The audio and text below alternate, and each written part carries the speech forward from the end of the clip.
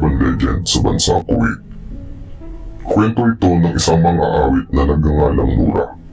Dahil sa angking galing ng nasabing mga awit, madalas siyang maimbita kasama ng kanyang grupo sa mga espesyal na okasyon. Madalas din sila maimbitahan sa mga kasal upang tumugtog.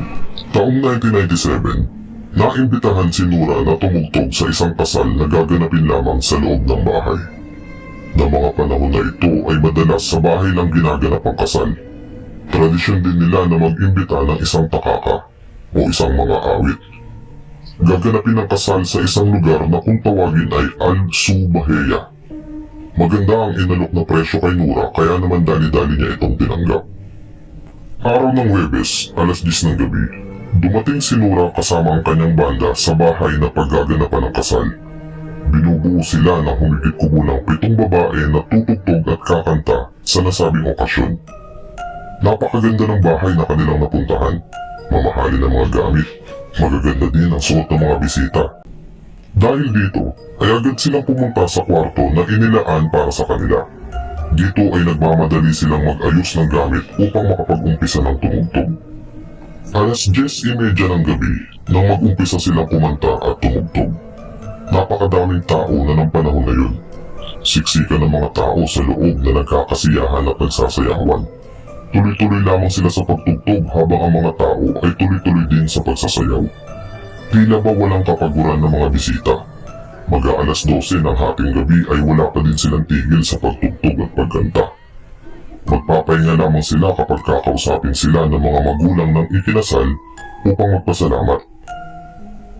Sa gitna ng kanilang pagtugtog, isang kamiyembro ni Nura ang may napansin na kakaiba.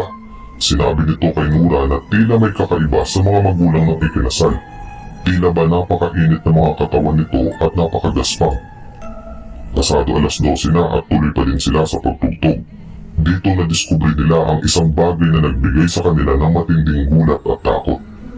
Habang sila ay kumakanta at ang mga tao ay sumasayaw, napansin nila Nura na ang mga paa ng mga bisita ay hindi kagaya sa atin. Maiahalin tulad ito sa mga paa ng kambing. Hindi nila agad ito nakita sapagkat mahaba ang suot ng mga dumalo sa kasalan. Kahit takot na takot ay napagkasunduan nila na ituloy lang ang pag-awit. Hindi nila pinahalata sa kanilang mga boses ang takot at bagkus ay mas nilakasan pa nila ang tugtog. Natigil lamang sila ng isa sa mga kamiyembro ni Nura ay nahimatay. Kaya naman sila ay pinagpahinga muna sa kwarto kung saan sila unang dinala. Sinabi ni Nura na ang mga taong nakita nila ay isang jinn. Sinabi niya sa kanyang mga kasamahan na dapat ay hindi sila magpahalata sa kanilang nalalaman upang hindi sila saktan. Kaya naman sila ay bumalik at nag-umpisa ulit umawit at tumugtog. Nasa kalagitnaan sila ng pagtugtog nang biglang namatay lahat ng ilaw. Nagsisigaw sa takot ang mga kasamahan ni Nura. Dinampot ni Nura ang kanyang Quran at nag-umpisang magdasal. Nagtatatakbo sila palabas ng bahay at sa labas ay nakasulubong nila ang isang lalaki. Labis ang pagtataka ng lalaki kung saan sila galing. Nang lingunin ni Nura ang mansyon, nakita niya na ito ay abandonado. Walang ilaw sa loob at wala din ang magagarang gamit. Sinabi ng lalaki sa kanila na halos 10 taon nang walang nakatira sa bahay na yun. Matapos ang insidente na ito ay tumigil na bilang mga awit si Nura.